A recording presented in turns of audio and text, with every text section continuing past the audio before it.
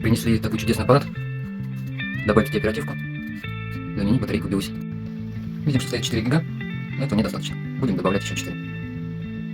Начинаем разборку. Убираем заглушки. Заглушки USB портов. Выкручиваем 4 винта. Демонтируем ногу. Выкручиваем еще один винт. Аккуратно щелкаем защелки. И сдвигаем на себя крышку.